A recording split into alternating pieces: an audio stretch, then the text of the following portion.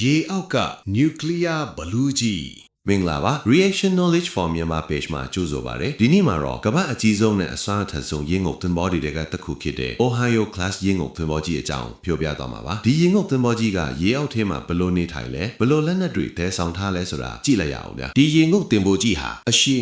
960ပေရှိပြီးဘောလုံးကွင်း2ကွင်းစာလောက်ရှည်ပါတယ်အလေးချိန်1000တန်ရှိပြီးရေအောက်မီတာ240အနက်အထိငုပ်နိုင်ပါတယ်နျူကလ িয়ার ဓာတ်ပေါင်းပုံနဲ့မုန်းနေတာမို့20လောက်လောင်စာဖြည့်စရာမလိုပဲကမ္ဘာပတ်နိုင်ပါတယ်ဒါအပြင်အထန်တိတ်နီးပညာတွေတုံးထားလို့ရန်သူရေဓာတ်တွေကရှာဖွေဖို့အရန်ခက်ခဲ့ပါလေ Ohio Class ရဲ့အဓိကလက်နက်ကတော့ Trident 2 D5 nuclear ဒုံးကျည်24စင်းပဲဒီစည်းကြီးမှာ nuclear ထိပ်ကို12ခုအထိပါဝင်နိုင်ပြီးကမ္ဘာဘေးနေရာကိုမဆိုဖျက်ဆီးပစ်နိုင်ပါတယ်ပစ်ခတ်တဲ့အခါရင်းကုန်တင်းဘောကိုမထိခိုက်စေဖို့ရေနွေးငွေဖိအားနဲ့ရေဘောကိုဖစ်တင်လိုက်ပြီးမှဒုံးကျည်အင်ဂျင်ဆက်နှိုးပြီးပြန်တန်းသွားတာဖြစ်ပါတယ်ဒီရေငုပ်သင်္ဘောပေါ်မှာအရာရှိနဲ့စစ်တယ်150ကျော်လိုက်ပါပါတယ်သူတို့ဟာ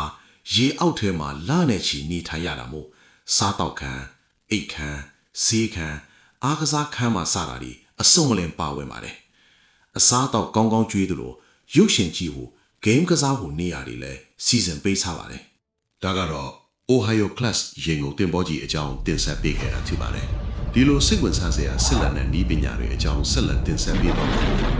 Reaction Knowledge for Myanmar page ကို like and follow လုပ်ထားဖို့မမေ့နဲ့နော်အဆုံးထိကြည့်ရှုပေးတဲ့အတွက်အထူးကျေးဇူးတင်ပါတယ်ခင်ဗျာ